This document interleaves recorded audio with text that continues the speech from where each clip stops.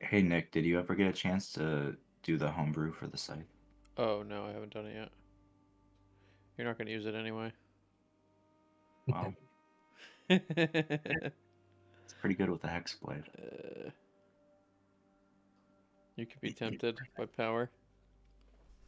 Mm, I could. I don't know.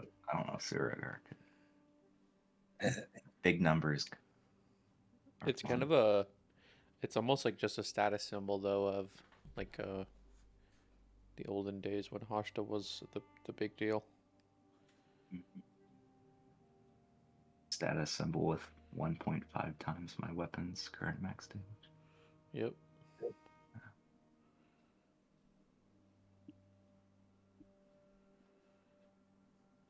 All right, let me update this now. Should work.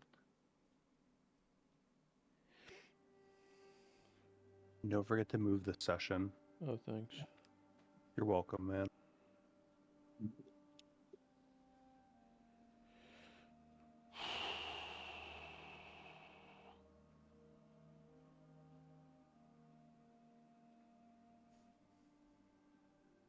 The doubling of the health is huge. Oh yeah.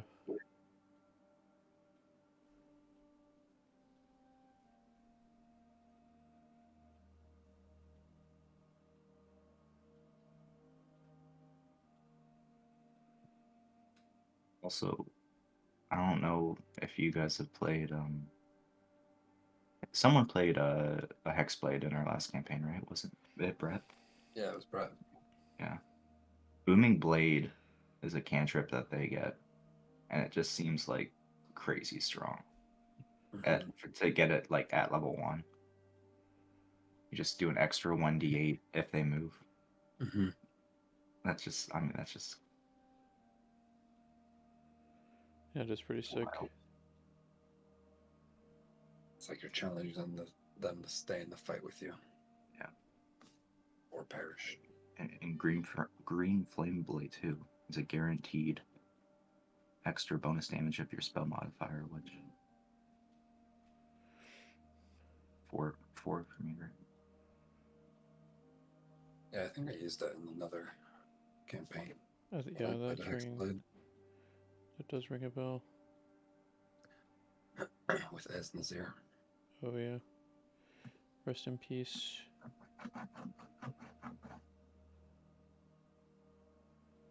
Oh, One sec. Almost ready. and that's how that works. Jesus Christ.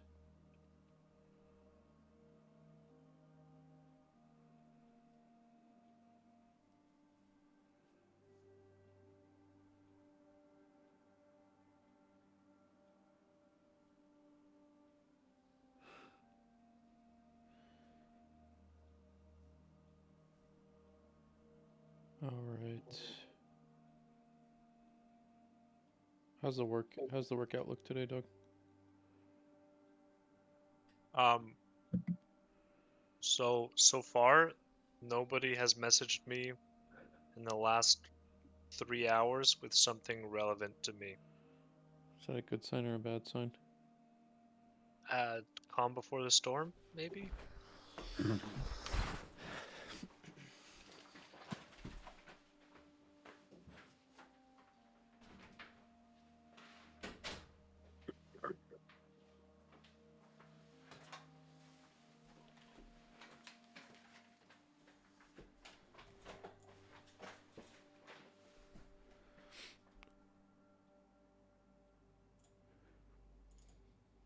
Okay. Well, let me launch the campaign just so people can move around in there. We last left off with you guys finding that ruin that was infested with goblins and subsequently defeating them in, well, half of them and chasing the other half down into the depths of this ruin. Where you found a bunch of traps and some old indications of the Hashtar Empire way out here in the desert. So here you guys are in the cellar. There's a seemingly an underground passageway that would lead deeper in, and you haven't seen or heard any living goblins so far. What do you do? At this point, did we all decide to go down? Most No, of you. it's only about half of us yet, right? I think some I- people went back up. Yeah, I had walked upstairs at this point to go be with the camels. I was gonna say I thought after they got hit with, I think, was it 2 or 3 traps in a row, the idea was to block that entrance and everybody was gonna go back up together. Yeah, I think we had started discussing that right as we ended last time. We took quite a bit of damage and were poisoned. Yeah. There is a fresh water like over here. And like you can see it leads further in. And you guys haven't really done the best job searching for traps, so you could go a little slower and like basically take 10 on the perception checks. And then one thing, Surugar, you would know, you would have expected there to be more down here, even though it's been sort of abandoned. You haven't found like the black box, so to speak, like the annals that talked about what could have happened, or any of the treasure as well. Maybe it would be here. Maybe they would have taken it with them if they left in a hurry or something. But that's a factor, I think.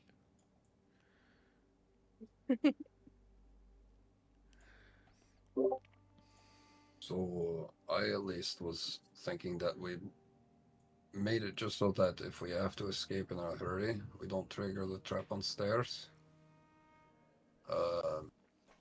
I had put boards across to make a ramp to skip that bottom stair. Well, the trap on the stairs was not made by the goblins, whereas the like swinging portcullis thing that came snapping down on you here and the darts that came shooting out were much more crude. So this trap was probably laid there when this place was made, and there might be a way to turn it off inside here. But for now, I think we have a way to ignore it. I mean, if we don't want to proceed through this to make sure that the goblins don't harass any other further pilgrims, then I suppose we can just turn back. But I do hear what sounds like running water. So we could at least fill some barrels to carry back as much water as we can for our travels.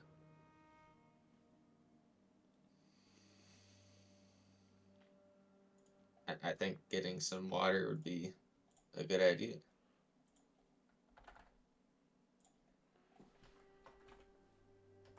Yeah, that's fine by me. We just need to maybe not set off any more traps as we go along. Yes. I think the three of us can take much more damage.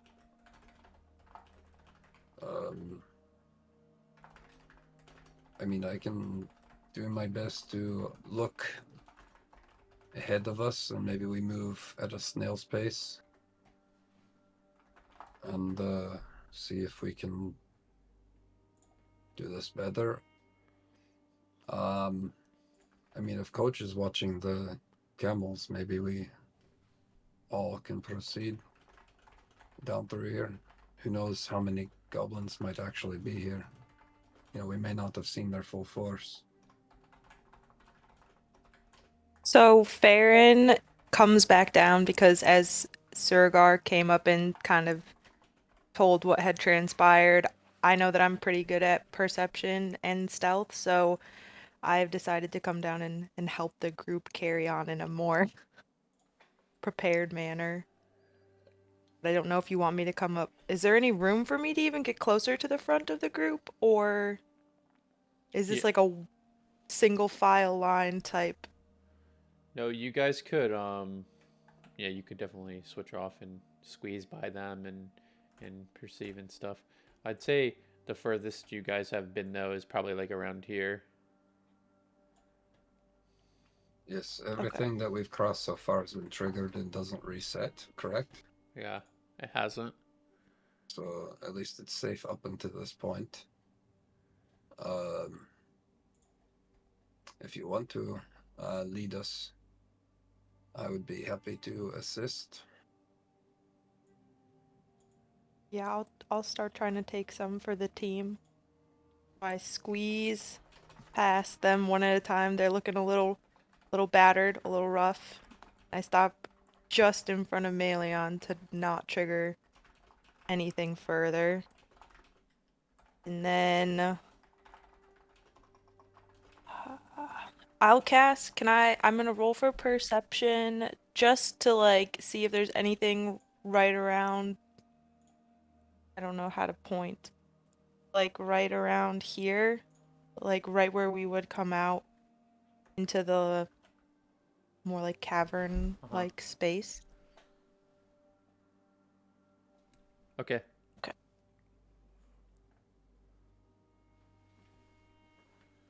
And would she get advantage if I'm assisting her?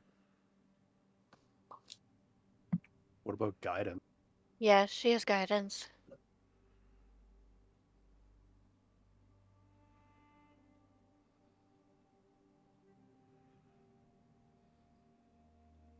Do I perceive anything?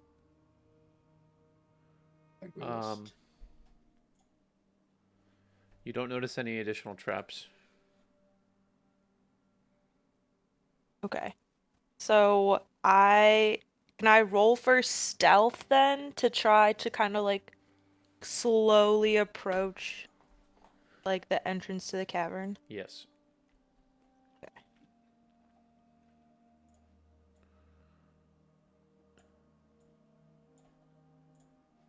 So I'm slowly approaching and I stop like just at the point where I would feel like I could see the majority of the next room. Yeah.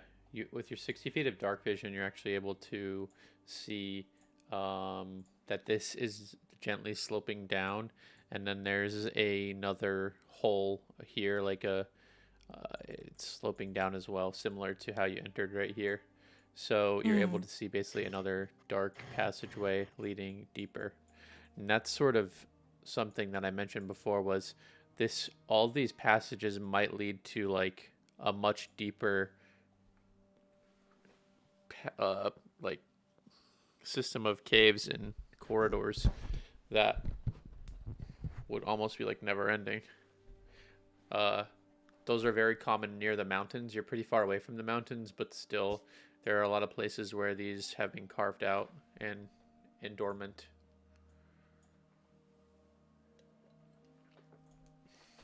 Okay. And the water. So I've made it to. I was going to say I've made it to the opening. Nothing has been triggered. Yep. I don't see anything currently. Okay. No threats. Just a cave sloping downward, almost inviting you in, and it looks like it might swallow you whole. So I call back to the group and I tell them what I'm seeing, asking if we feel like we should make for the water and then reassess where we go from there. That probably wouldn't be a bad idea. We should at least make sure we supply ourselves as best we can before proceeding on our journey, right? Yeah, weren't we running low on water to begin with? Yeah. This is pretty important, I think. I don't think Meleon's poisoned. Nope.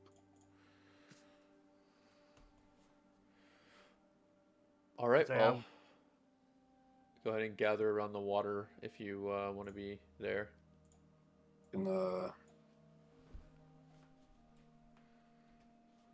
I'll go here, just in case. Are these two up top, Surgar and Epuk? If Coach came up, maybe I came back down to recheck for the box. You might be able to spend this time like attuning to the thing too, if you want. Okay. I wanted to check like the room, kind of. Maybe I could find a switch, a box, or literally anything while they're over here doing this. Okay, roll perception then. Okay. Farron, you're very stealthy. You don't think that you could be detected right now. You're nice and tucked into a dark niche. Yep. Nice. And then, Okay, cool. are these barrels in here empty? They're not really there. Ah, okay. Most of them are not there. This picture is imperfect. Okay. Are there any barrels in this room? What the fuck? Yeah, there's a couple that are broken. Okay, I was gonna say if there was a intact one, I was gonna wheel it to the water, but otherwise, I'll just make my way to be able to fill my skin, or at least get caught-ish up to Corbin. Mm-hmm. Can I roll with advantage if I cast guidance on myself? You can add the 1d4 for sure, but you wouldn't have advantage. Okay.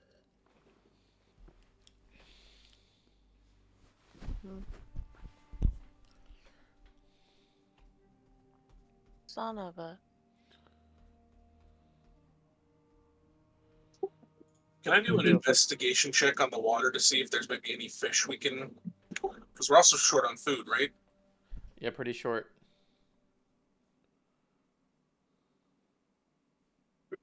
Oh.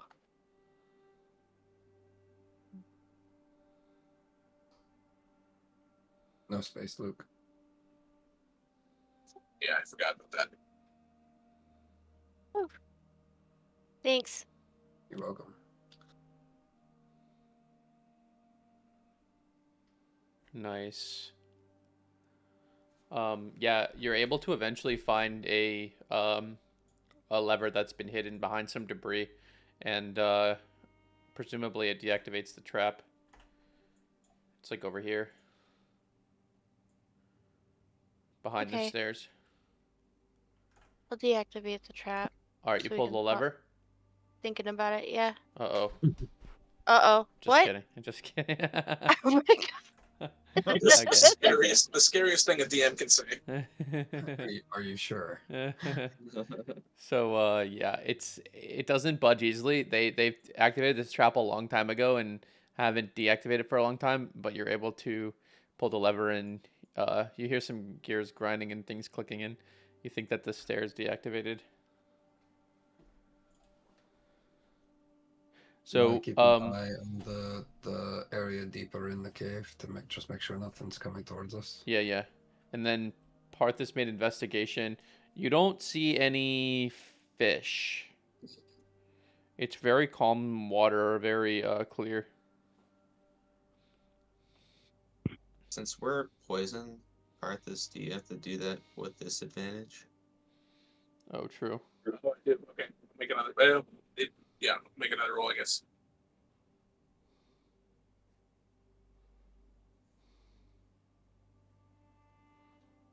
So I see nothing. See even fewer fish than none. In fact, you think there might be fish, and then you squint and there's not. I dive into the water head first. There's a fish. It's just floating algae.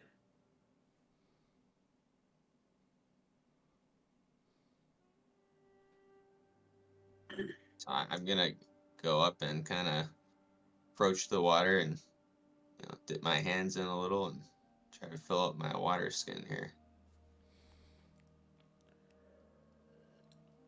Yeah, we should all fill our water skins probably. And do we have any extra water containers with the camels that we can bring down? I think we already carried any of the good barrels that we had found up to the camels. Okay. They were already full of water, I believe. I think there was only one or two though. So I think you're right. There were 2 barrels, like towards the entrance of where we came in. Yeah, but the rest, I think, were broken. And there weren't very many. A couple crates, a couple barrels.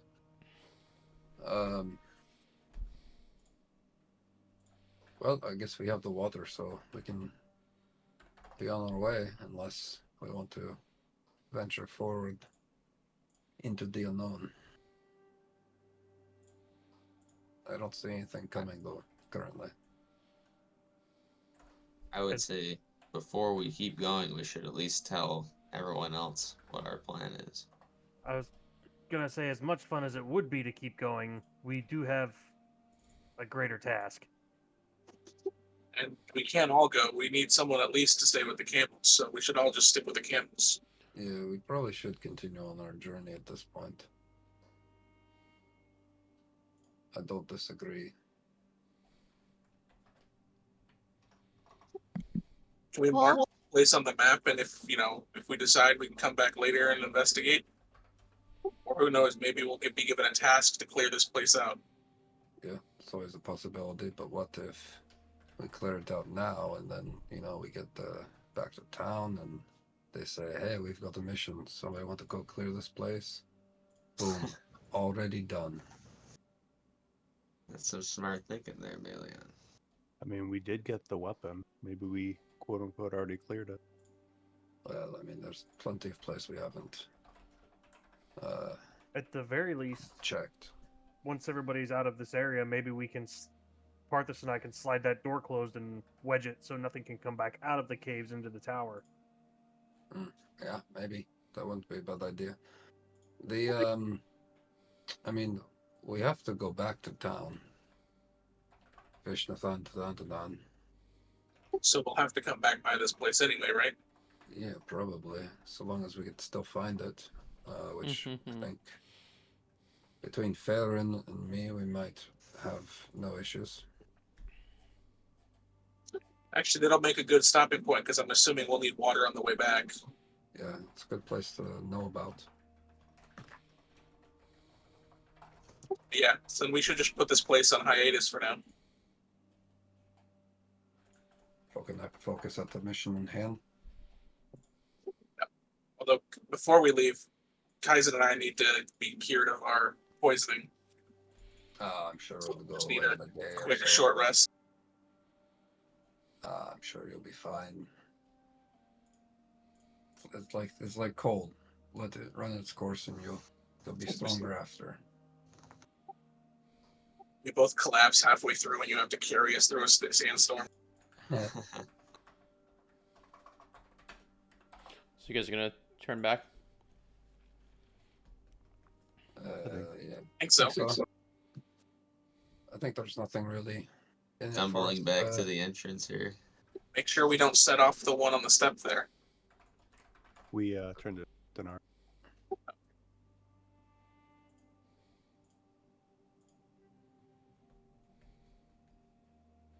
All right, you climb back out of this hole, and with full water skins and a couple more rations, and get back out on the trail. Let's see. Back on the dusty trail. Epuk is, sitting up there, like tapping his foot, basically. He really wants to get on the road. You receive a message. We're coming up. We decided not worth it. Too many traps. We'll get them next time. What a waste of time. Let us be on the road to the Oracle.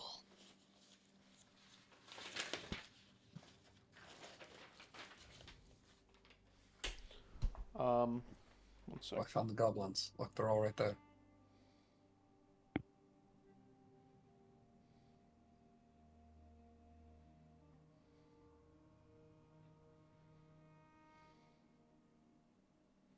All right, Spee has returned. You can get it now.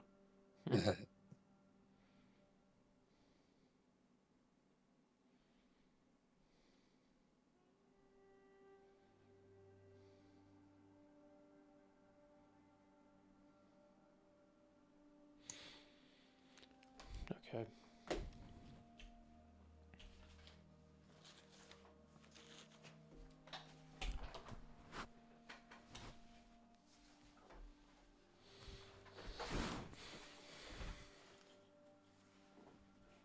So since encountering this ruin and getting back on the road, the trail seems it seems to be getting a little bit easier and a little bit more forgiving. Did you want to start moving at an even slower pace to gather more food or not? Would we be able to get a surplus? Well, no, you'd only have to start spending 10 per 5 days instead of 30. At moving half speed. Yeah, so you'd really only save like, I don't know. We've already traveled 20 days, right? So this would be, we have 20 days at normal pace left, or 40 at slowed. Let's say 60 at slowed. Let's say you move whatever 50% slower instead of 100%. Then I would suggest we move at normal pace for a little, like another 10 day or something. Okay. So for another 5 days, you guys travel through the blistering heat, and like I said, it seems to be getting a little bit more forgiving and stuff. But it seems to be getting hotter and hotter the further you go. And even at night, you're expecting it to be like cooled down and stuff, but it's not.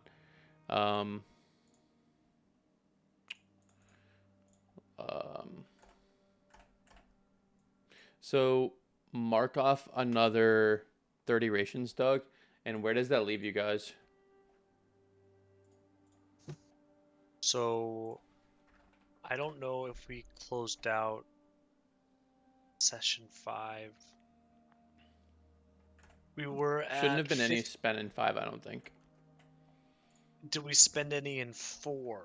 I think so. But in 5, we gained 20 rations and 10 gallons of water. Yeah, that's what I see. So we were at 50. You're saying we probably spent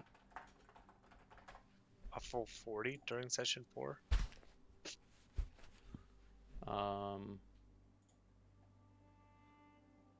Probably spent.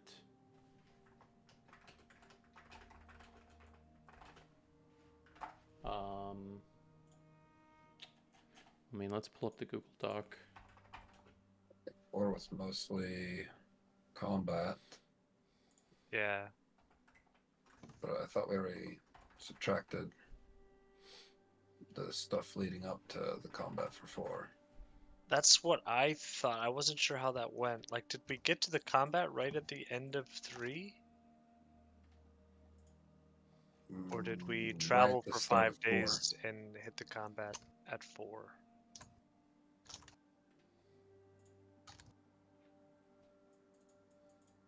And then we Yeah, haven't really 4 gone started anywhere combat. Yeah.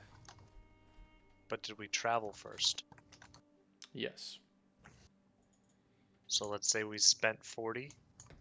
It should be 30 now. Okay, so we spent 30 during session 4, let's say. Mm-hmm. And then we got 27 during session 4 and 5 from scavenging goblins and hunting and gathering. So we're at 47? Oh, I definitely brought a goblin, the juiciest goblin with me.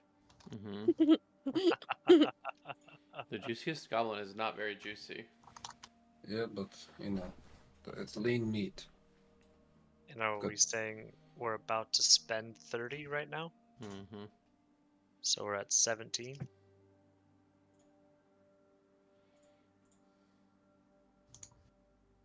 So that's what's remaining. Yep, 17 rations remaining.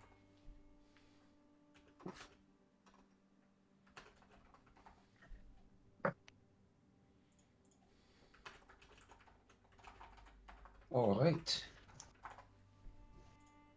When we're traveling, are we we're long rest every day, right?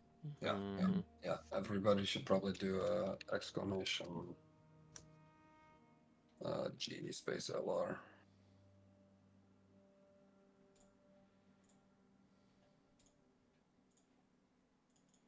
And when I do that during them, I switch my armor infusion, so I now have the bag of holding. if we find any more water, can really fill up. Oh, nice. Ooh. And Denari can create water in there. Does her water that she creates like persist or no? Or create water spell. I think create water does. Create or destroy water, right? Yeah. Yeah. I think it's permanent. Yeah, it doesn't say it goes away. So, well, you guys are drinking it all up anyway. In the create food and water, the water never goes away. The food spoils, but the water never goes away.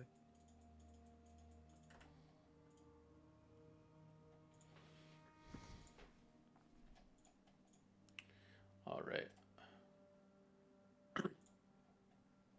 I just want to do something here real quick. Do you are the status conditions removed after a long rest? Or? Yeah, you're not poisoned anymore. Okay.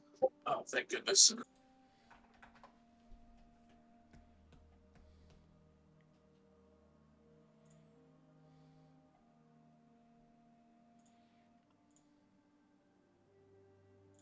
Just importing a map real quick.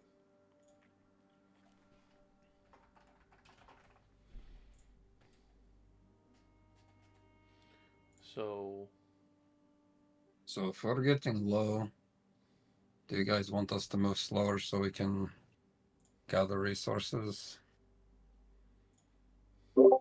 I think that is a wise decision.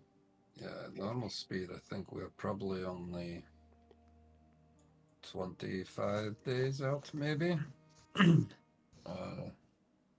But if we slow down, it's going to dramatically increase, probably double. Do we need a long rest, Romeo? She can do that when she gets back. Okay. I mean, we'll still probably be at a deficit for food. Unless we find something in the next 10 days.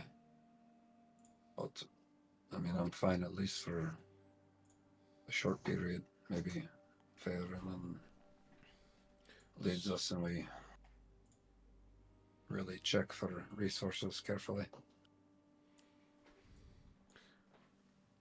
I think we should slow down and try to really find some food here. Otherwise, I don't know if we're going to make it. Yeah, forage any roots that we can from plants and such. It wouldn't hurt. So this is like an example of a camp, but you guys don't have any nearly this infrastructure. But I just wanted to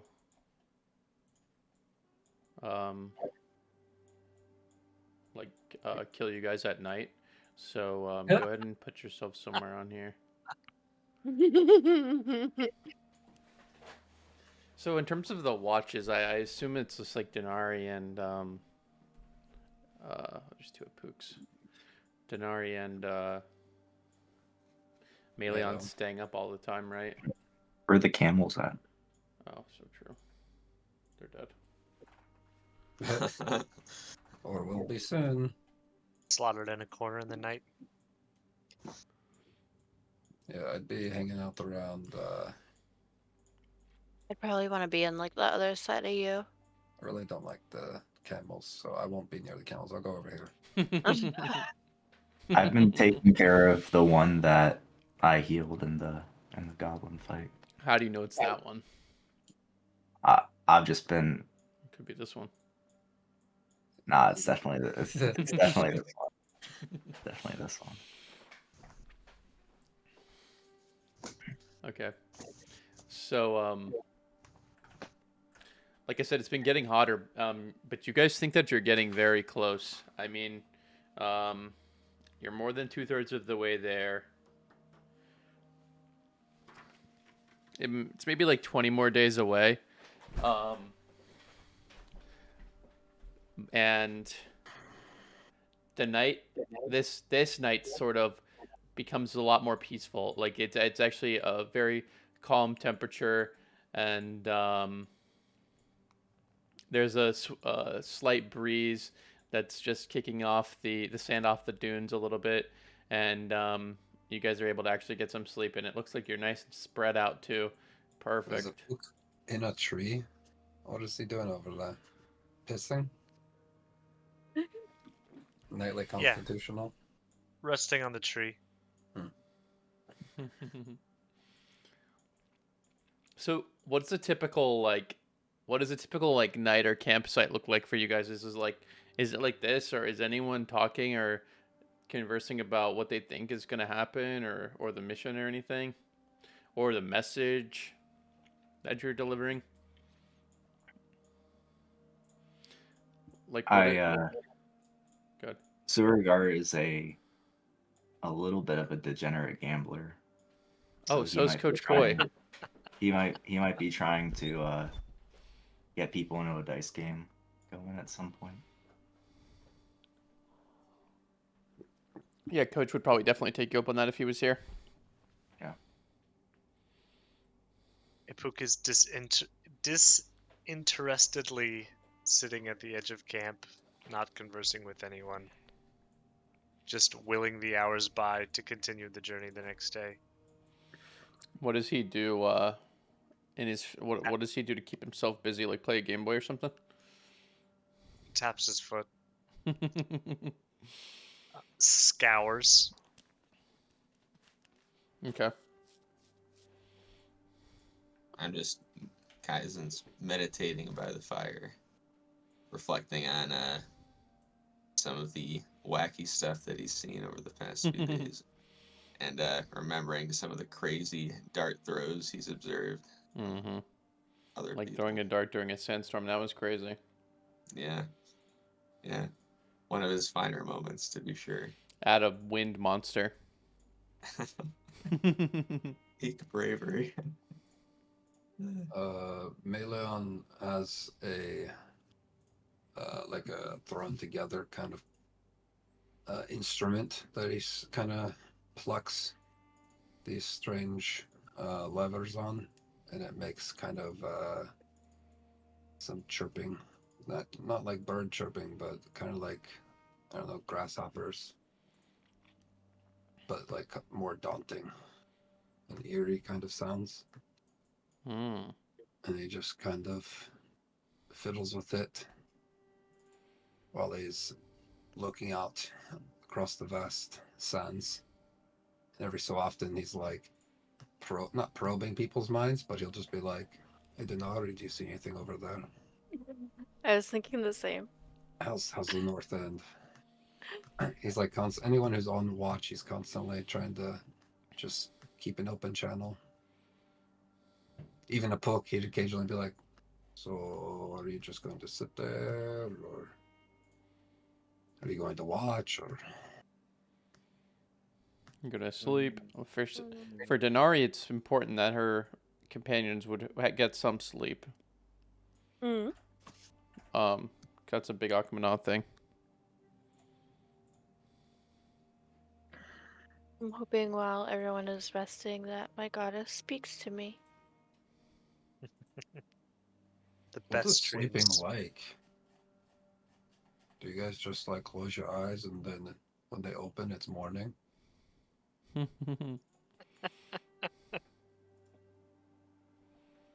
What is a dream?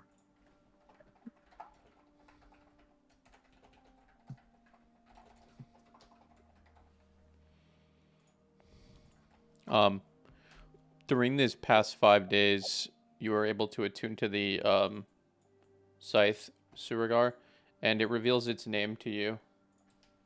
It's, Ooh. Oh, does it say it? it's called Nebulandus. You just hear it in your head.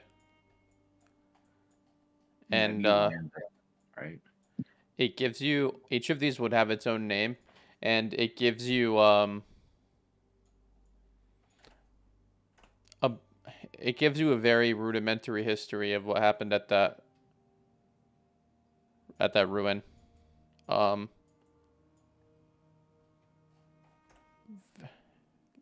It's basically just emotions. It's not really that intelligible.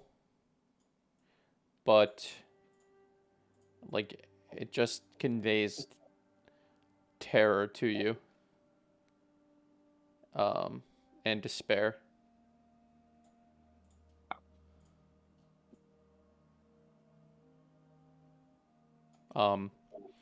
Whoever was supposed to defend the ruins didn't like use the weapon, and the ruin actually did fall at some point. You don't know when or to whom. Okay. But it would have been an outpost. Like I think you now understand that was like an outpost. That people would have stopped at on the way to the Oracle, because it was more common to go to the Oracle in the past, and especially during the Hashtar Empire. So somewhere for, just to keep, like, somewhere for warriors of Hashta to be at to keep the peace in the along the route. Yeah, they respected the opinions of the Oracle a lot when they were first creating the Empire.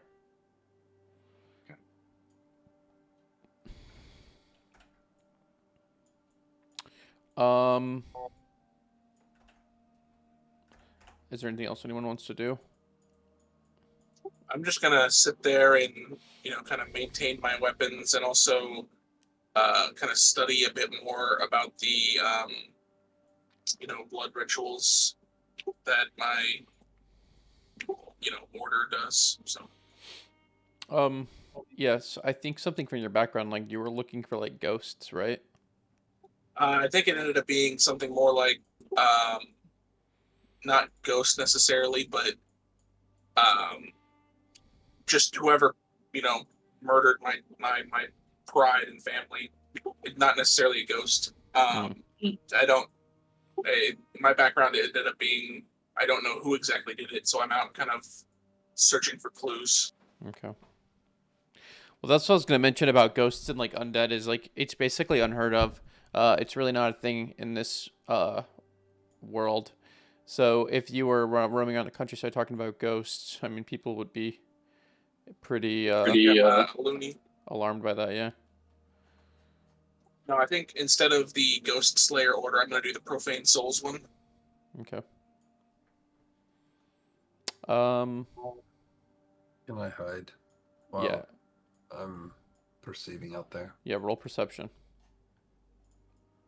Because the wind is blowing, like I said, gently, but you see it kind of swirling up in the distance a little bit more than you might expect. Denari, you can roll perception too, since you're definitely awake as well.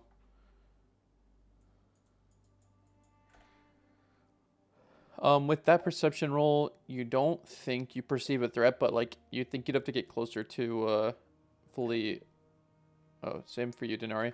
You think you have to get a little closer, a little farther away from the camp, just to make sure. I would let people know. What side is it on? The weird swirling. Over here, but Denari could kind of make it out as well. Sorry, over here. Can you see that? Yeah. Okay.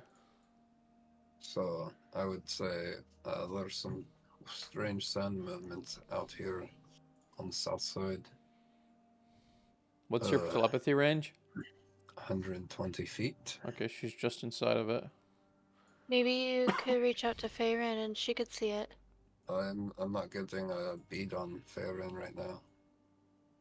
I guess I could move a little closer to her, but I'm trying to stay out of light. Arthas also has dark vision, so if you want his help, he can probably see in the darkness a bit. Yeah. Same. I have 120 feet. Are you guys asleep? It's probably like 2 a.m. Yeah, it's probably late. I'm not trying to wake everyone up. If there isn't a clear sign of danger. Denari, can you just let Feyrin know, and I will slowly and carefully move towards it? Yeah. Who all is asleep? I'm sleepy. Okay. I would also be asleep. I'm a sleepy boy. I guess I'll be asleep as well. That's sleep. I'm asleep. I only sleep for a couple hours at a time, and then I wake up and I check things out, and then I go back to sleep. So there's a chance I would be awake in this moment, or at least conscious. Sorry. Okay, so Denari gets to me. Yeah, I'll come find you and I'll tell you something's happening. We can't see.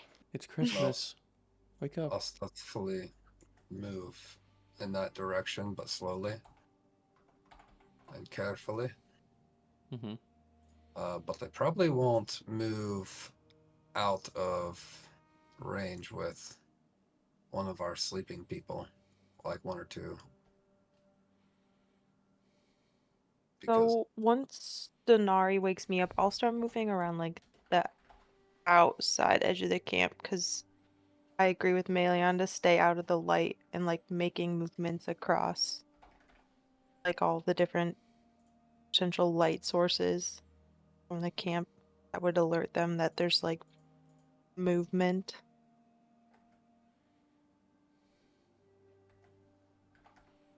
how does But once this... I Sorry, go ahead. once I was just gonna say once I get to here, can I roll a perception check? Mm-hmm. Yeah, I was gonna say my dark vision's only 60 That's feet, so... not it. Never mind, I'm not awake yet fully, Yeah, so you're I not. don't see anything. Still rubbing the sleep from my eyes. But you're within range of me now, so I can at least communicate with you. It's just some Yeah. weird sand stuff. It looks like... I'll let you know if something crazy happens. How much closer do I need to get to it to get a better view? Maybe like 30 more feet. Can I stealth? Mm-hmm.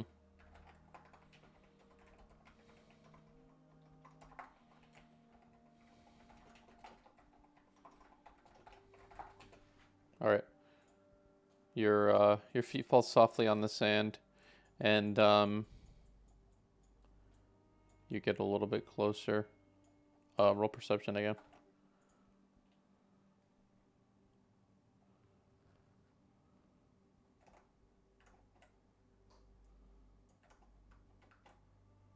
Nice. So what you're able to see is I don't know what Denari and Theron are. I think Denari's back over by the camels, but you've walked out here alone in the dark, and I know you probably have dark vision and stuff, but you see. Well, my tool isn't working. There we go. Wait, what the fuck? It doesn't. What the hell? So you see it swirling like right around here, and it's kind of moving along this way. It could be something under the sand or something on top of it that's just like agitating it, maybe like at the beginning of a dust devil or something, and then it starts swirling back towards you. I would move away from it. Okay. But also I was stuck on the wrong thing, and I'd be calling out something under the sand. Would I know of what kind of creatures traverse under the sand? Well, there's a lot. I mean, There's many, Kruthic. including the Kruthiks. Yeah, there's many. Yeah, I was gonna say. Mama Kruthic may be after me for eating her babies. As you walk away, it starts accelerating towards you. Oh shit! I try and climb a tree. What's anyone else doing? I'm awake. Yeah, I am calling out, Yeah, but only to those I can reach. So At what point would he be within range since I'm asleep to wake me up? Just when he gets to the tree? I mean, Yeah, that's he's a good within range of question. everyone right now. I go. I would be trying to. When I see him coming back, I go Those and ways. wake people up. Yeah, I'm over on this side of the camp also. Denari just running around. Yeah. Hey, get up. And this swirl of wind, even as you're about to climb the tree, it just comes upon you, and you feel the wind and sand stinging your face, and it's just swirling super fast, like a tiny, like really tight dust devil. My eyes. Can I?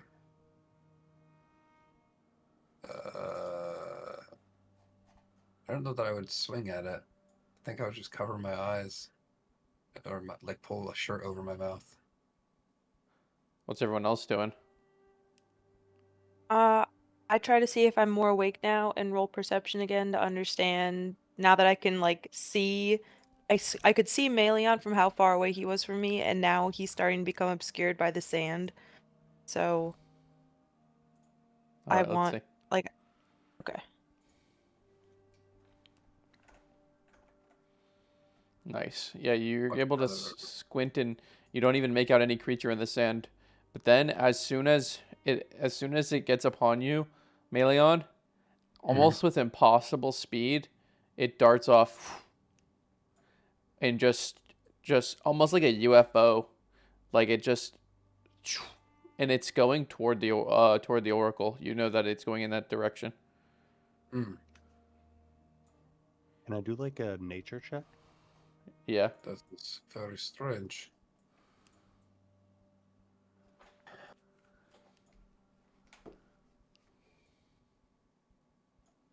Dang. These are some rolls. I I don't think look anything all natural could weird? explain it, even with the 20.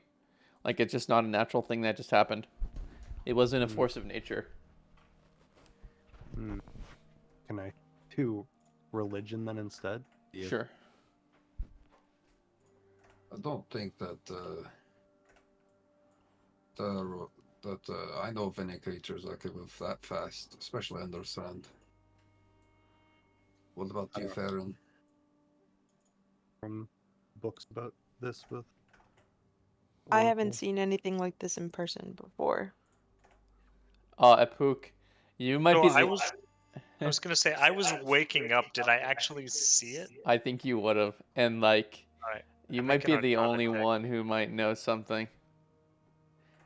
I mean, that's enough for you. You think this is just one of those deserts, like a spirit of the desert.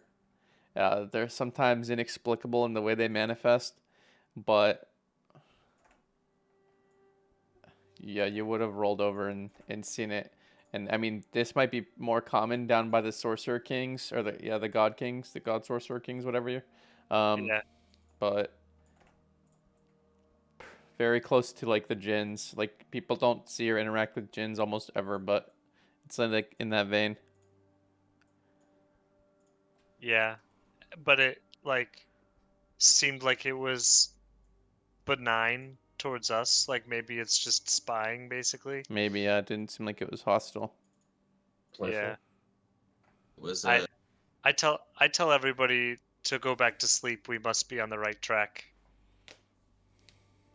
Melian, maybe it was a spirit of Akmanana pitying you for your inability to enter the world of dreams.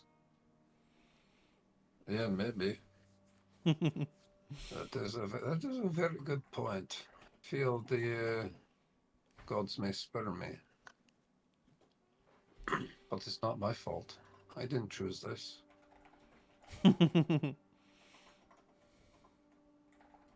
Too bad. Well, good night. Rest up. Sleep tight. I hope the bugs bite.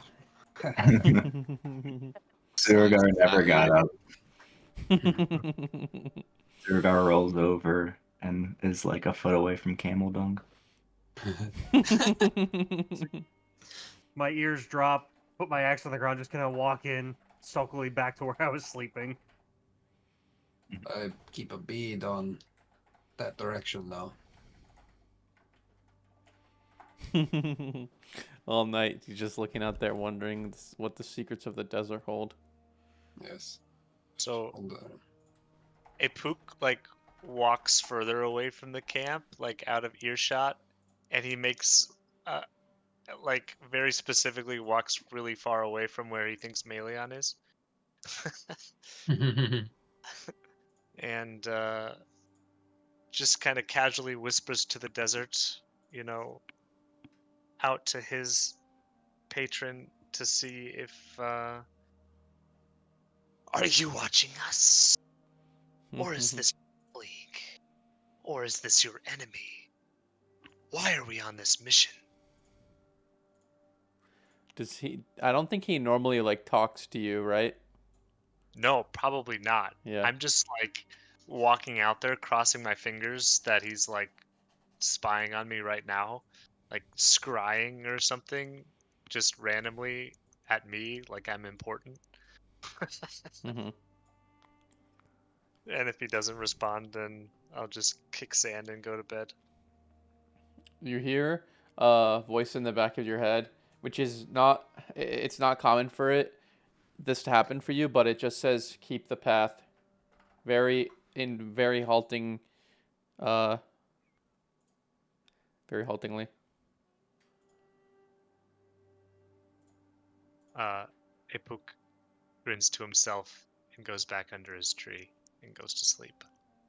As you come back, you hear me telepathically speaking with Farron and be like, and it was real weird.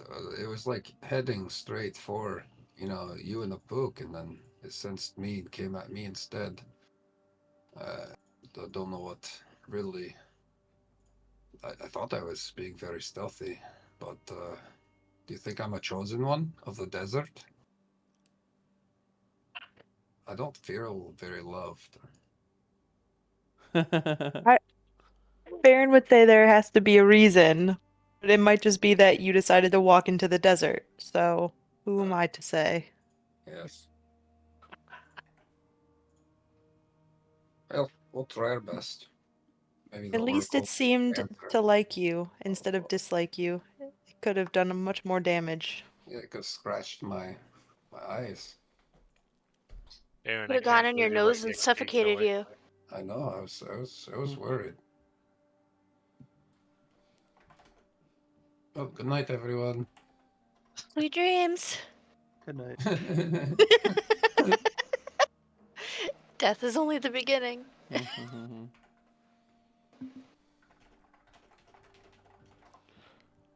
Then you guys are getting back on the road. In the next block, We move extra slow. do you? Yeah. So double slow? Well, I mean, just original slow. So I think we only consume 10. Mm-hmm. I was gonna ask before we left this area, with all of the trees and such, were we able to scavenge anything from this, like, Yeah. small set of foliage? You're able to scavenge a bit here and there, and that's why you don't have to use the full, like, 50 or 55 rations every 5 days, because you guys are making it up with what you're able to find. So I haven't really, like, touched on it specifically, but yeah, you're finding, like, little bugs, maybe a couple of edible trees here and there. And, yeah, because normally you'd have to spend 55 every 5 days. Each person would need 1 per day. So this is going to take, let's say, 7 days, because you always round down. And so you guys only spend 10 rations in the next 10 rations 7 days. Okay, yeah. So what does that leave you with? So we were at 17, and you're saying we spent 10, so we're down to 7.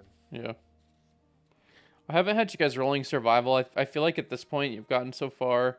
You've got 2 rangers. It's pretty fine.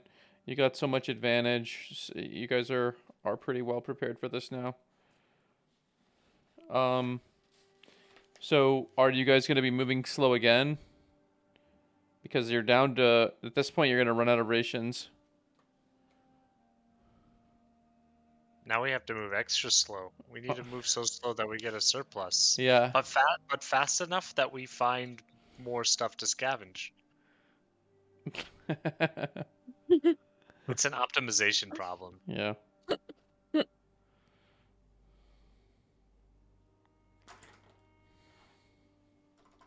So if you move slower... You think, like, nomads were doing calculus when they were deciding where to move?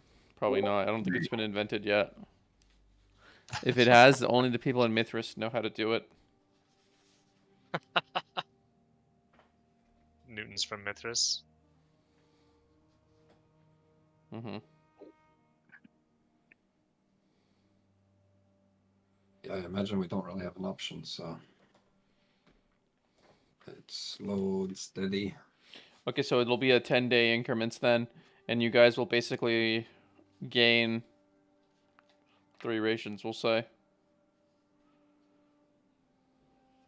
So things stay pretty agreeable. You notice a couple of like close calls of where maybe you see what could be like indication of Kruthix, and you steer clear of it, or other What's the numbers?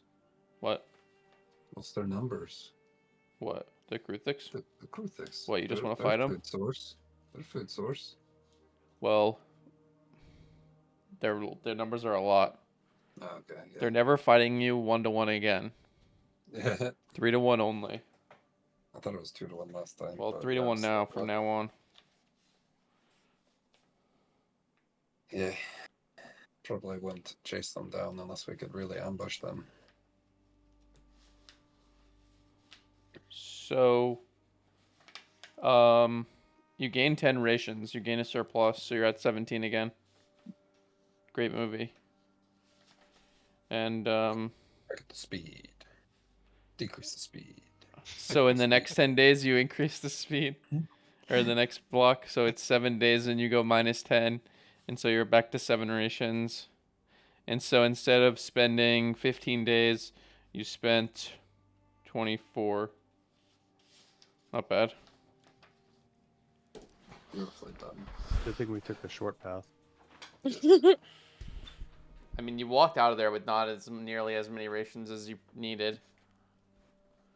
That's because of stingy barkeeps. We had to convince them to give us twice as much. We needed more camels, but Yeah. there weren't any more camels. That's true. We always could have eaten the camels. No.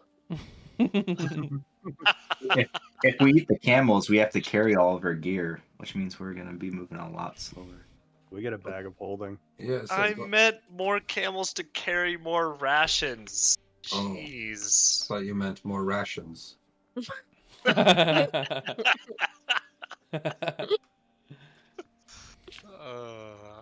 don't want to have to water my rations.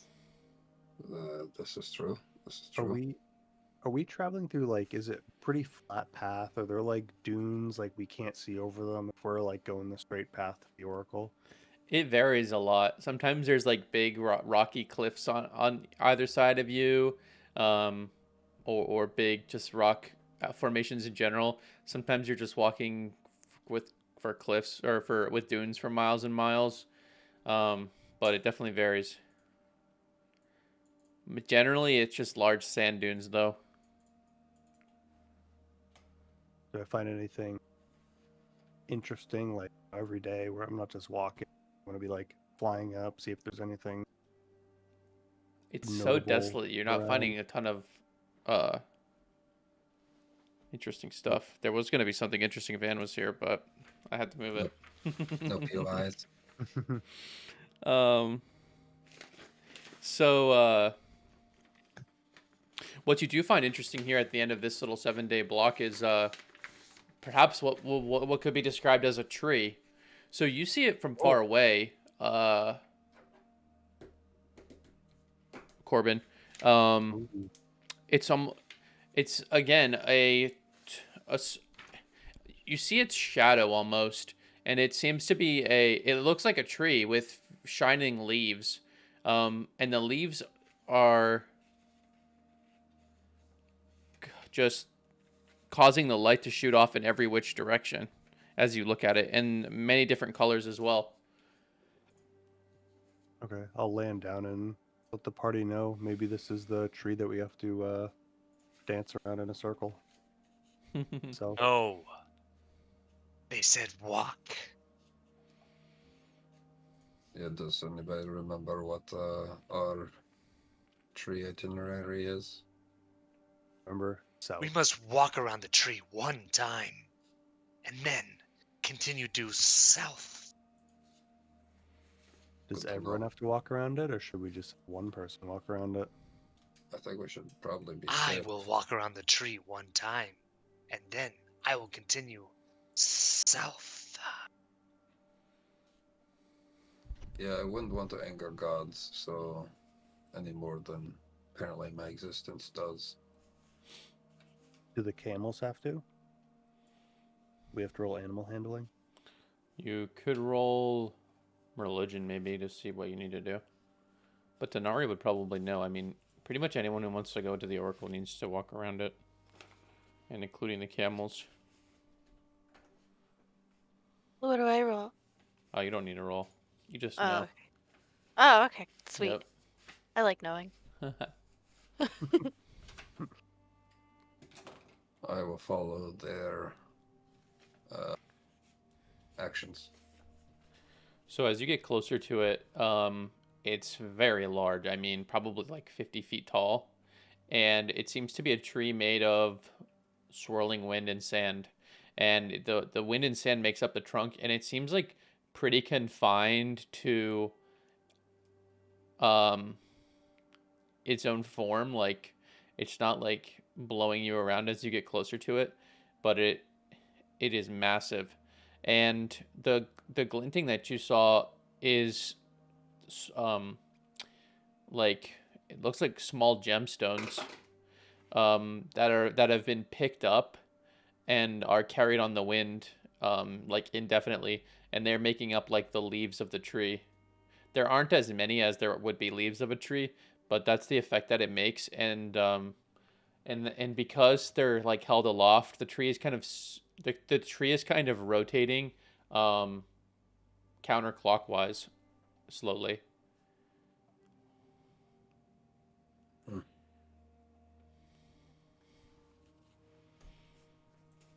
So were we told which direction we're supposed to go around the tree? Is it, counter dial Now. ways or? Yeah, but we have to walk around the tree, then south. Yeah. Clockwise or counterclockwise? Where do we start from? You're starting from the east. Presumably that's the direction you've approached it. So we go clockwise. I feel like we go south and then around it until we're then facing south again. Otherwise, So like full 360, then a little bit more. well, like if we come direct east and then we go full 360, then we'll be facing south when we hit the tangent point of our eastern route. Oh, I see. Yeah. You're going for the tangent. Almost like an escape vector. Yeah. Whereas if we went the other way, we'd have to do 1.5 rotations basically. Real bad. So it's rotating counterclockwise.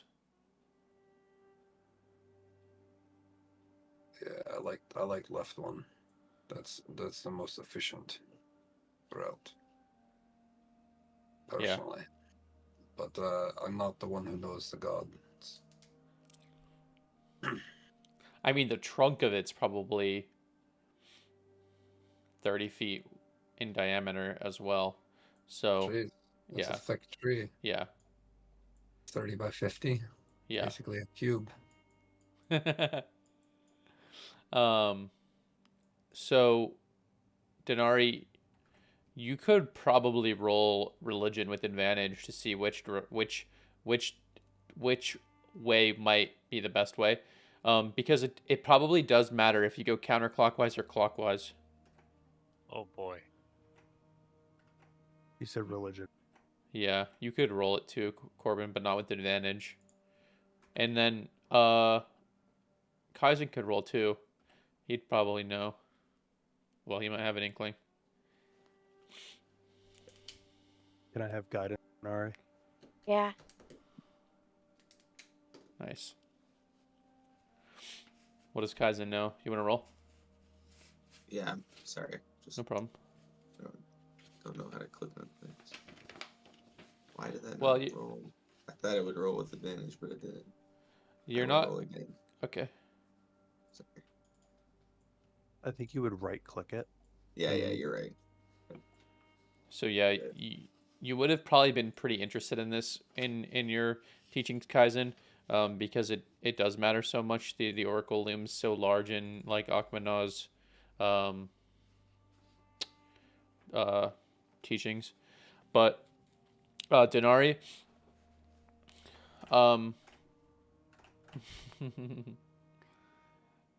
there's typically you'd want to go you'd want to follow the way it rotates and go counterclockwise, because that represents like harmony with Akmana. But in this situation, you have to go counterclockwise because you're trying to enter some place you've never been, and you need to basically show Akmana that you're willing to go against the current in order to achieve what you want to achieve and get where you want to go. Okay. Red it is. Well, so what this one? No, Doug put a thing. Yeah. Well, Rusty was talking about approaching at the vector, so you basically wouldn't have to, like, you'd be coming in on the very south tip and doing a full rotation and then leaving. Oh. Yeah, we don't. We're Oh, just. we're gonna come in from the east, At an angle. but You'll be at walking south. the south side Yeah, of the tree, You'll be walking southwest. and then but we still have to. What? Walking southwest. Aren't you? Well, you're approaching from the east, but you're walking in the direction of southwest. And we're gonna walk southwest to the south side and then come around and then leave due south. Yep. Oh my, but that's clockwise. No. Well, the tree's counterclockwise, so you're going against the tree. That is clockwise. Yeah. So Doug drew the tree wrong. Oh, the tree's wrong. Hold on, let me fix the tree.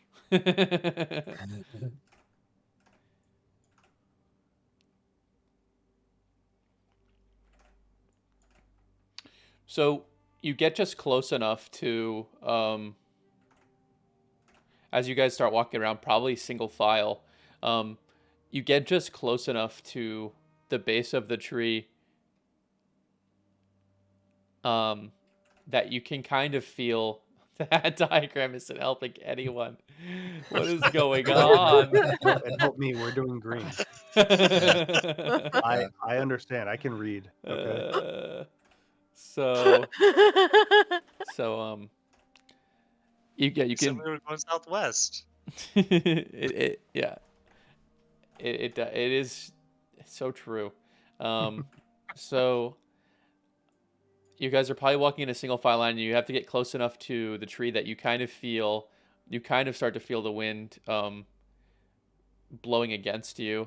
And as you walk around, you can kind of look up and you see the like branches, so to speak, of the tree, just like made of sand and wind, and the jewels. And the jewels are constantly spinning around and reflecting the sun and just like glittering and shining. And they're casting light towards your feet that as you walk is illuminating a stone path actually that you're walking on, and it has runes on it.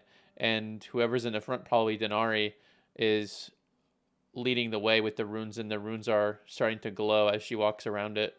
And then when you do the full rotation, the full circle of runes is glowing, and you start going south. And as the last person gets off of the path of the runes, they start to fade away. And the tree just continues doing its thing. And you keep going south. Dun dun dun. That's beautiful.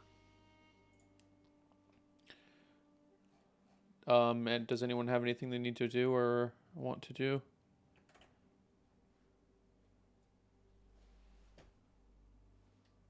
If nothing, then you keep traveling, and you probably need to go slow again because you're only down to 7 rations. Yup.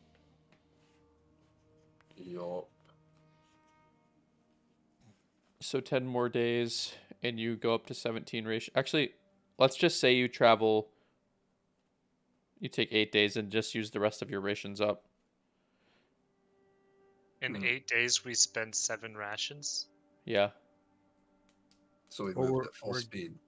We're gaining a little bit as we go to Because otherwise you would have spent 10 and gained some.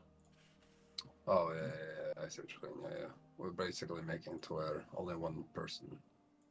I would Is like to go at a pace. I would like to get to 10 and then maintain 10. Oh. I don't want to be living paycheck to paycheck, you know what I mean? Well, you're like super close now. Yeah, but we have to go back. This isn't Gattaca. I don't understand that reference. Sorry, it's an old movie. You guys are going to have to watch it Oh, someday. we watched Miss Inserpy's class? Yeah, we did. I don't remember what that has to do with not eating. Okay, there's waves, and they're these brothers, and they swim out to the waves, and they play a game of chicken where they just keep swimming until somebody turns around, and the person that turns around first loses. Oh, wow. Right? And the guy's like, "How do you always win?" And he says, "I never saved any energy for the swim back." Well, I Jeez. want to save rations for the swim back. My life is beyond this oracle. Okay. So, does that persuade you guys to move a little slower? So just slow enough to gain 3 more rations. Okay. Yeah, just for me. Call it 9 days. 1 more day, and you go up to 10. And the terrain, as you're on this last stretch, is, you know what? You can actually move pretty quick. I'm trolling. In 5 days, you gain... You just move at 5 days pace, and you go up to 20 rations. Because the terrain is starting to become more fecund. It's there's actually way more stuff to forage as you get closer here.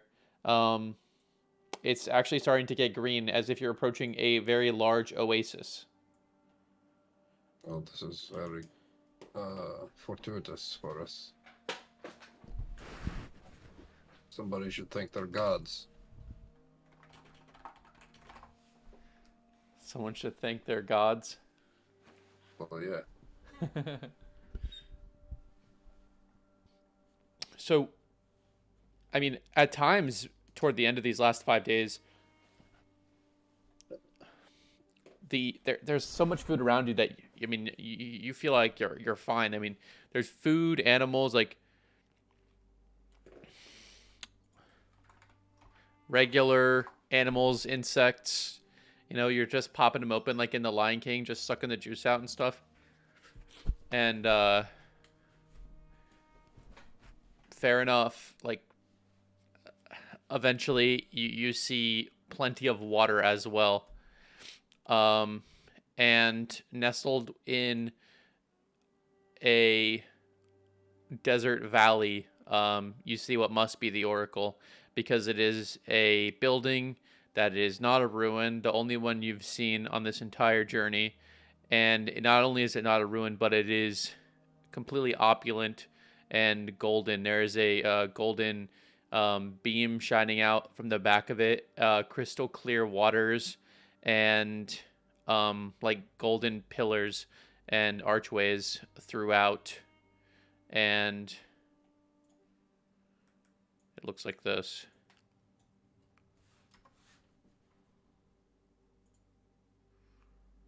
Oh, jeez. I still warn that we should probably be rationing food to make sure, you know, we keep our bellies shrunk. Is this similar to the mirage we saw, or the oasis we saw a while back, where only those who believe can? No. See, okay. And this is orders of magnitude bigger than that pool, even for the people who could see it. I mean, this is a real oasis, not just like a little pool. In the guidance of Hashta, an abundance of life is accompanied by an abundance of death. We should be wary.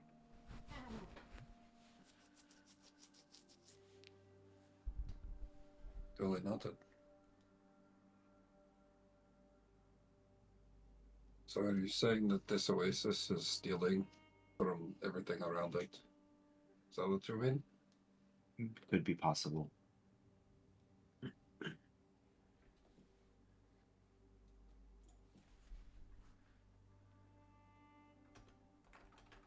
Well, We've come all this way. yes, I Let's go suppose. see the Oh, oracle. the scope. Yeah. Corbin, do you still have the scroll? Scroll. I think Ipuk had that. I just had the wand. Ipuk does have the scroll. Yes. Ah. Allegedly. I guess we should. You saw look him take it, ourselves. and then you haven't seen it since. Yeah. Oh boy. We came all this way. I mean, we went through a sandstorm, right? So who knows?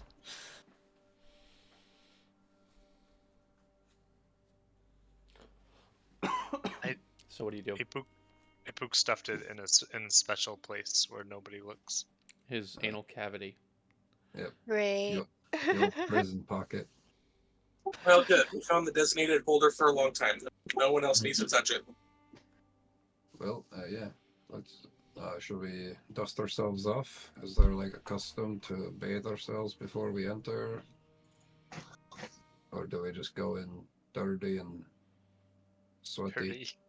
I think if we have word from what the emperor, the emperor, that we have presence enough that we can walk right in. But separation of religion and state, right? I don't know that the emperor really has much to do with the oracle, customary and customs and such, right? That's religious stuff. I mean, I figured you'd know though, Kaizen, so whatever you say, man. Let's just go. Aye aye.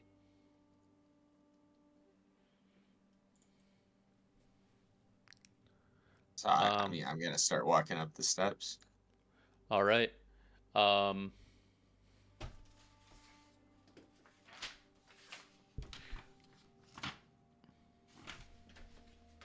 Above the steps, or actually etched into between these two golden pillars is an inscription. I just have to find where I wrote it. I'm just taking in all the, architecture and stuff. Anything I can notice, taking it in. Okay. This place is cool. Do you want to roll anything? Sure. Would it be just like religion or just?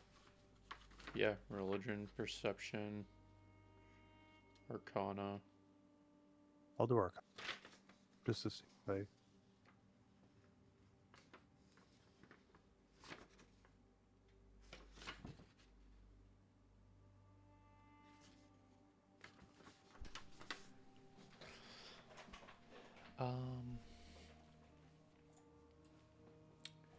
So there's definitely a lot of magic just suffusing the entire place, but it was built on just like a natural oasis that was very large and abundant. So the water is like the water and like flora and fauna are all natural, but the building of the thing itself was probably magical as well as the upkeep of it. So, I mean, as you kind of look around and you have great eyesight, you would kind of expect to see maybe more groundskeepers than you do. You see a couple that you see three that have come out of those kind of pillared sections to the left and right, and they're like waiting to greet you basically. And the golden part to the middle with the thing shining out of it, the light shining out of it is actually in the back, and there's like a there's just like that archway that has multiple cascading like layers that make it look like it from your vantage point right now that it's like all in one, but it's actually a view of the temple to Akhmenat in the back, where prophecies would actually be delivered. This is what it looks like from above.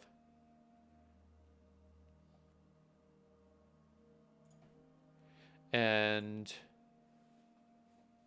oh yeah, the inscription on the ground says so as you walk up to it, Kaizen, you can probably make out it a little bit, but it's like a really old like grammar, and the gist of it is it says like, may your dreams weave the tapestry of fate, surrender your slumber to whispers of the divine.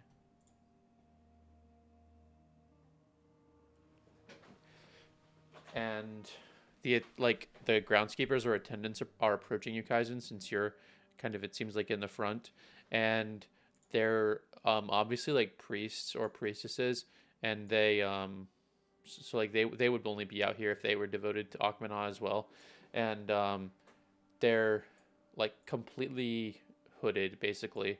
You can't see any of their skin. I mean, they're wearing robes and a face covering that's like a mesh.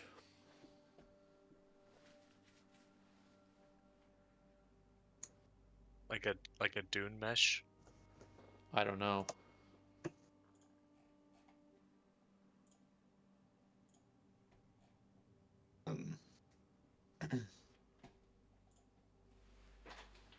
So, how far, like, can I see anything past the entrance to the temple right now? Or is it just the three people? No, it's basically just the three people. Like, you don't see any other people. And they're kind of walking up to you to greet you, basically. I kind of just want to toss this in.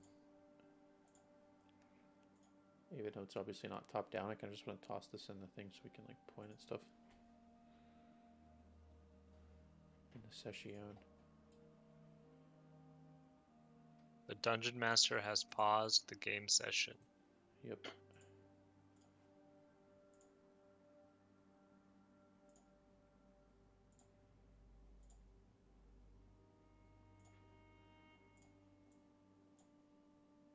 Tree diagrams gotta make it to the wiki.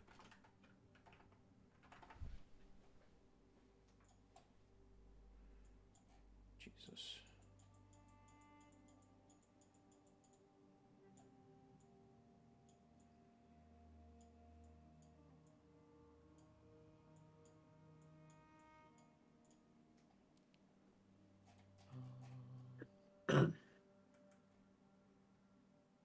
Is this like a very emotional moment for Denari and Kaizen? Yeah. So there's like Well, Could it also be one for Surigar as well? maybe. She's not really a document I'll worshiper, but like I said, this has been important for the Hashtar Empire. Yeah, so they come up to me and I'm like looking at the temple with glee and saying, "Hello, we are here to see the Oracle. Where are they?"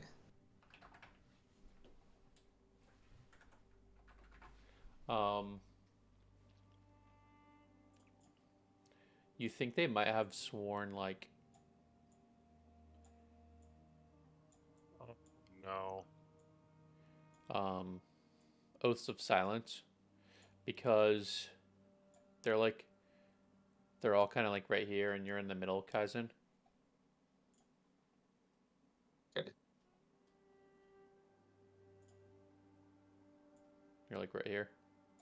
This is the description. The inscription's like on the ground. Oh fuck. Right there. where I put the graffiti. And you've just walked over that, but you think they may have sworn oaths of silence, and they're like, they just bow to you, and they're gesturing you forward as you talk. They're just like opening their arms and like indicating that you can move forward. Do you think it counts of silence if I talk to them? I'm not sure.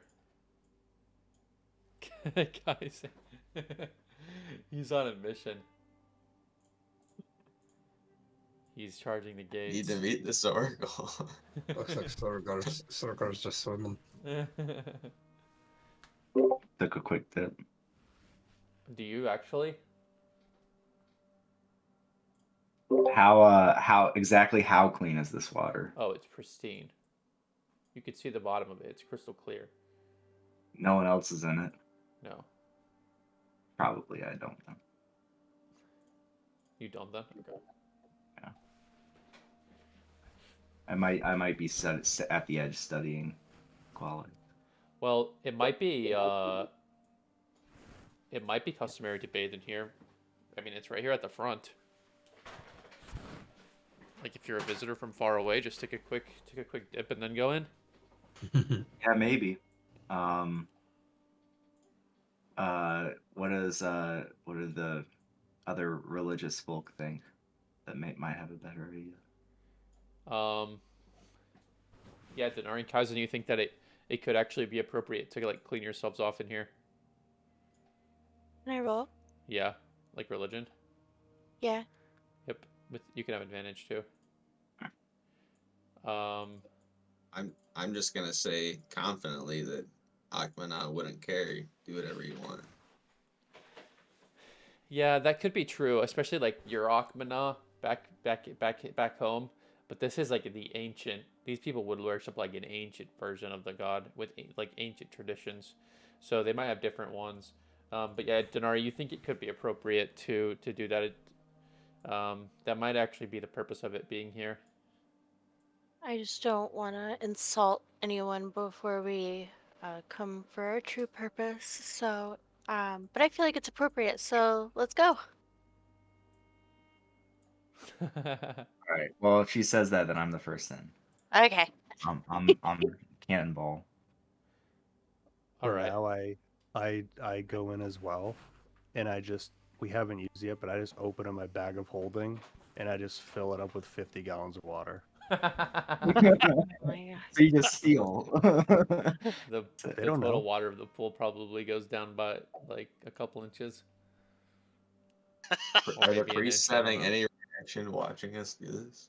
These I'm priests. sneaky with it though. Okay. He just opens the bag underwater It's like and peeing in the just pool. fills up. Do you want me to do sleight of hand or something? Maybe Sure. they don't notice. Sleight of hand. Just casually unzips and pees in the ocean. On my walking in though, I asked Denari if I can have guidance for it. Yeah. I don't know if she can give Hey. it to you. Oh, she can't? It's like in Baldur's Gate when like they don't give you guidance on rolling against them, you know, because this is like her deity, you know. I tell her I need water for the camels. Oh, It's very convincing. all right. Nice. Yeah, they don't know anything. Okay. That was filled up with 50 gallons of water. Perfect. Very refreshing after being in the desert for so long. Absolutely. So yeah, they've just like beckoned you. They just bow and just like beckon you forward. Maybe they've kind of moved up to like guide you through, and they're just like gesturing forward basically.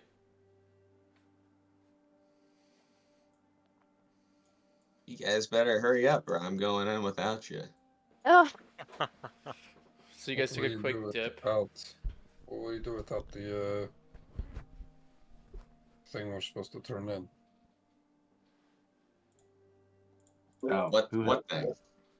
We have like a. We're here to deliver The something. kook has Oh, right, somewhere. right. That, we're getting there. I suppose that's why we came here. Yeah. Who put those camels over there? Aw. Joe and there. Toe are so Some happy. shade.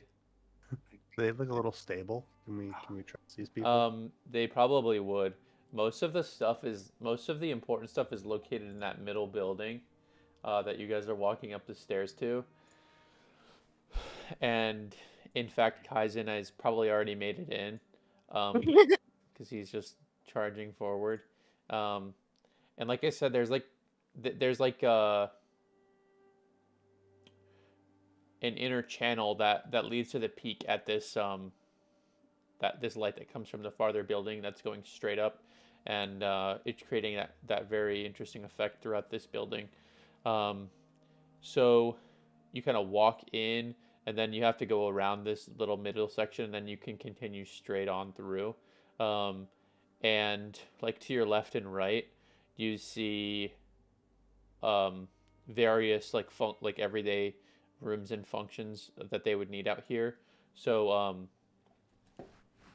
as you kind of walk through, you see what looks like a library, another room that looks like it holds some like objects of religious significance, and then there's like some storage rooms with food, and there's a kitchen, and then there's like also like a big common area where they would gather for whatever reasons, but you're not seeing a lot of activity.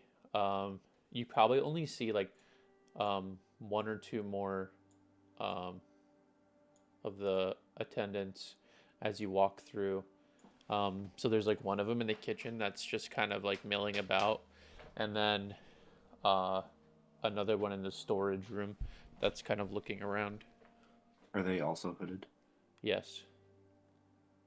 Can I, once we get like well into the room, maybe before, if there's like big doors where the oracle's going to be, can I hit a divine sense?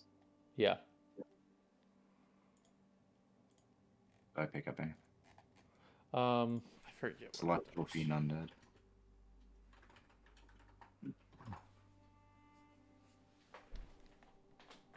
No, you don't notice any of those nearby.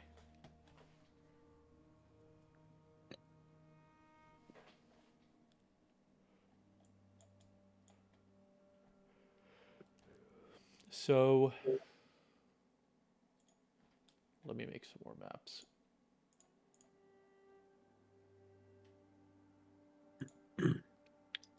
So, what do we need to worry about this inscription back here? We just kind of, you just told us what it was. And... I feel like the inscription described some of the basic philosophies of Akhenaten. I was under the impression the priests were showing us around. It felt more as a reminder of where we are and what they not worship but study.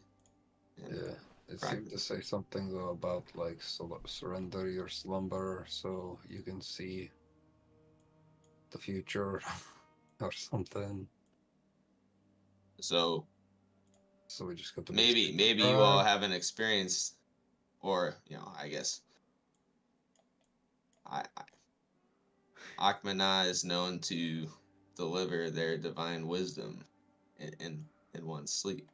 So I believe, and so that seems to me to be what it's saying is you relinquish yourself in your sleep so that you may receive, the great teachings, the great wisdom. I mean, we learn from our mistakes and our successes from the day, and we reflect on our relationships with our friends and our enemies, and we're guided towards our purpose, as we sleep. And that's how we're even able to learn at all, I think.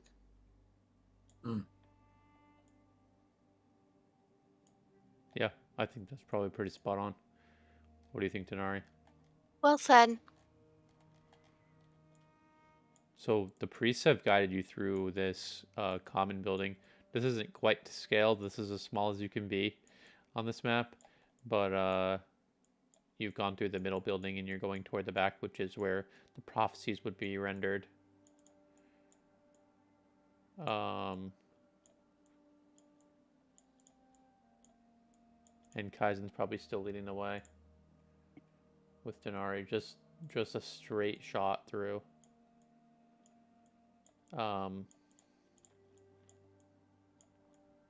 And there is a large door here that has various inscriptions of Akhmana, and including like iconography. Kind of the interesting part is there seems to be some other like religious iconography on it as well. And like you notice, there seems to be some nods to like Shehenazine. Corbin, you would notice that on the inscriptions on the door. They're like embossed on the door. And it is massive. And the priests start opening it for you and allowing you in to see the oracle. It's not common that people would undertake this journey, and any visitors that they get that are not like, you know, evil are clearly here for a purpose. And so they see fit to let you through.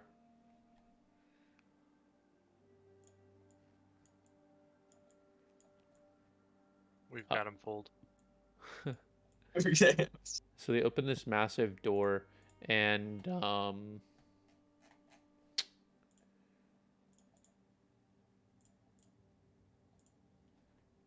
Are the priests following us in, or are they waiting outside? yeah, you guys probably all shuffle inside, and then they come There's nothing inside. except a blank wall. They close the door behind us. We die, end the campaign. They come inside with you and then close the door. I Put know gas masks if on the when they come priests were inside. restricted to not being able to like see the oracle or something, or Well, only... what'd you say? I'd know if if only those chosen or something could actually see the oracle and they weren't included potentially. No, they probably have to. They probably interact with the oracle pretty often because it's like such communal living, and Okay. there's this restricted area in the temple called the Aditon. I don't know how to pronounce it. Aditon. It's the like the innermost sanctuary, and probably where the shrine to Akhmana is, and where the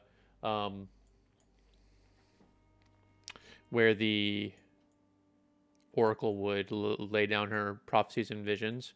And like Denari, you would know that it's very sacred to be like entered in to one of those places. Like the word literally means not to be entered. So it's like normally like very off limits. But there's like multiple chambers in this ultimate temple that you see. So like when you first walk in, there's two passages off to the side, which is where these things are here with these arches. But then there's like a rectangular, just like a wall here, and you can go around that and then further deeper into the temple, perhaps even seeing what the source of like this light could be. But yeah, the priests are standing at the door. Once you come inside, they closed it, and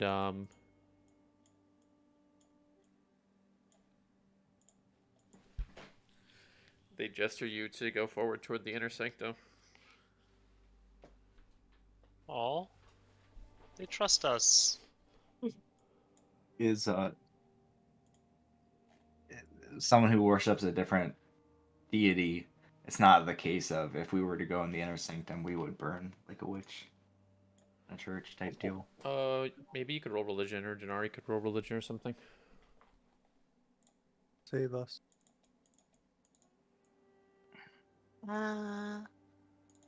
Save us.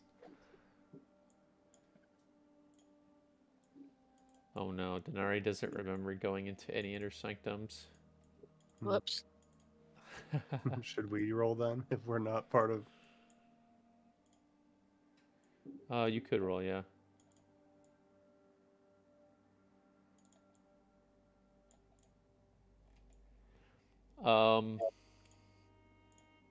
Kaizen, you really want to blaze forward. but something seemed weird about just going into the inner sanctum right away.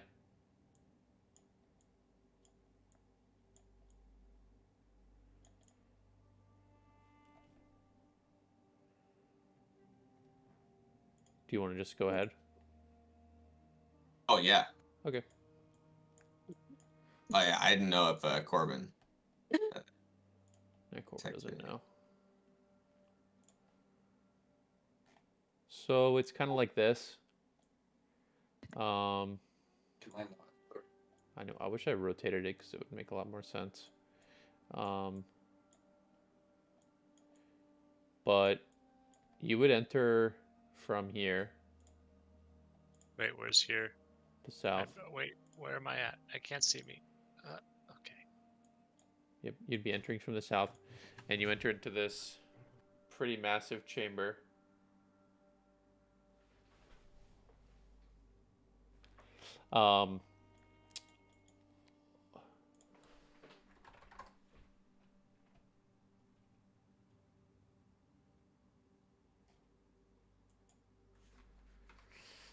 I need a mini.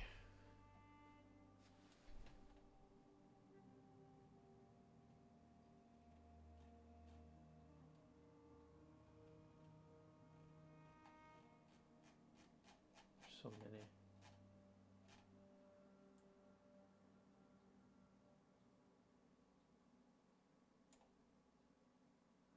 I wonder if I could do something like this.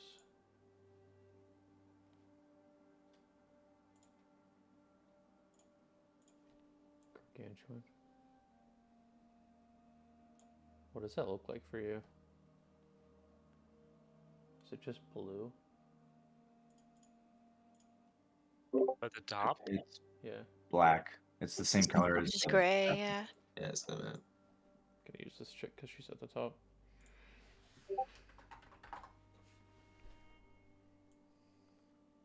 Probably can't see anything in there now, right? What do you mean see anything in there? There's nothing there. It's just black. Yep.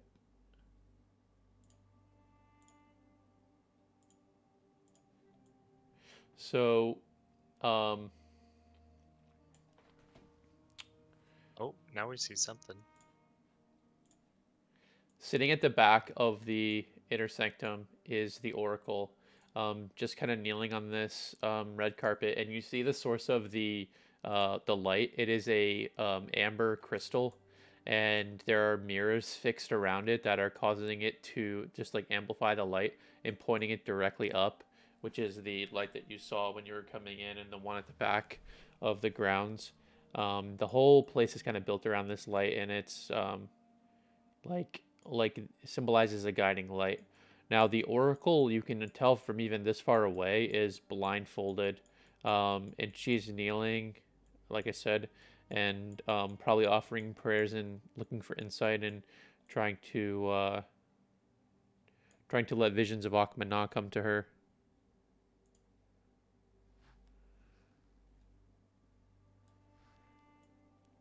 What do you do?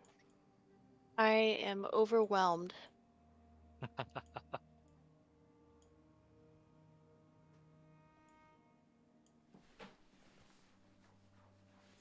I guess.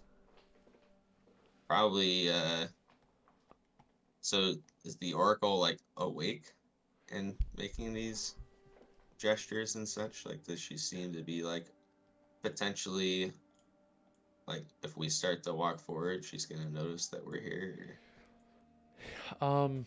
If you had to guess, she's probably in, like, somewhat of a dream state because, you know, Akmana would want to give you visions and dreams while you were asleep. So maybe she's just like honed herself so much that, you know, she can just slip into a sleep at a moment's notice, or you know, maybe she's half asleep dreaming. Okay.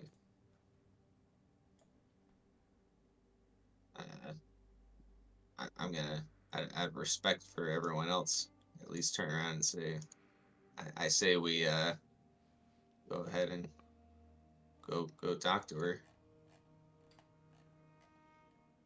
Like, I'm not just gonna run for it. I mean, not anymore, at least. We should approach. Alright.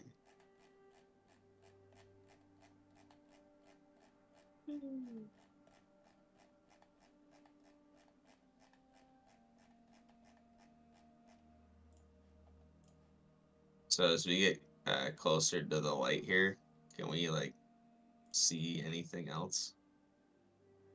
You can roll perception. That's actually cool, though. It doesn't even look like it's not even like black. It's like the color of the background. Yeah. So it's like you wouldn't even Well, know that well, it. well, that's gone. I know. I don't know. Yeah, I erased Yeah, it. yeah. You don't notice anything too crazy. I mean, you just see like scrolls and scriptures. I mean, there's many scrolls lining the walls, on like stone shelves around here. It's probably like a bunch of other prophecies that she laid down, or like, maybe some like hints of things to look for in her dreams to know like what the how to interpret them and things like that. That's probably what like all the scrolls like indicate, or like I said, past prophecies. Who are we missing on here? Oh, Farron and Melion are all the way back there.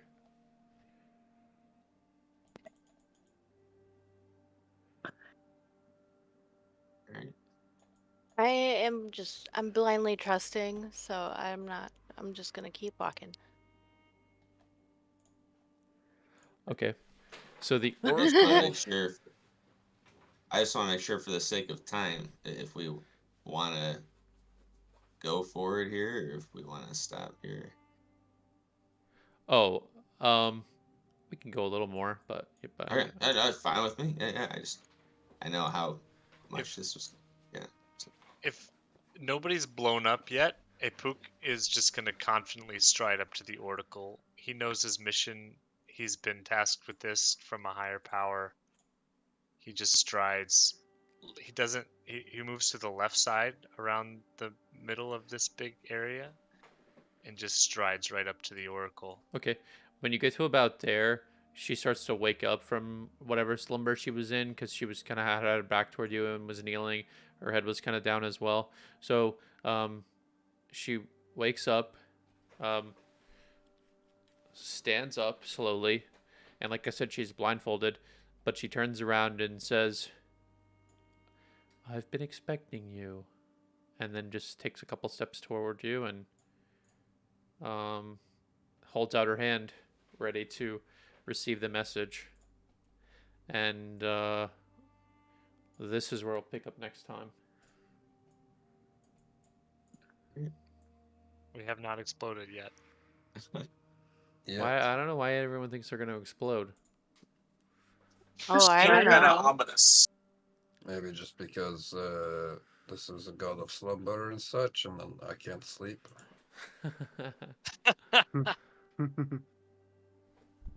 I think that could make for some very interesting conversation. I was born to as we blaspheme. talk to the Oracle.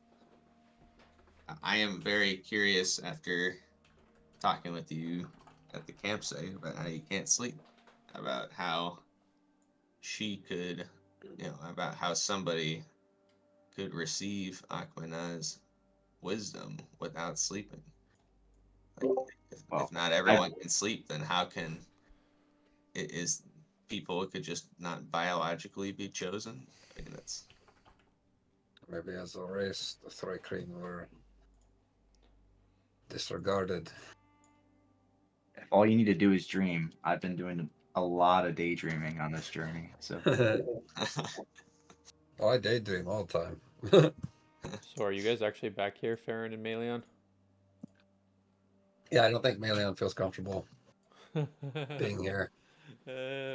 All this way, and he's not enjoying and basking in this success. He was here for the journey, not the destination. Farron too. Yeah, I've just been cautious of traps. This isn't the desert anymore. There's nothing to guide. Yeah, I feel like I've been slowly following, and then Meleon has been a little bit behind me, so I'll move up a little bit more. Kind of curious about the scrolls on the wall. Yeah, it's just It makes me want to go pick one up and read one, but I think that would cause us some problems.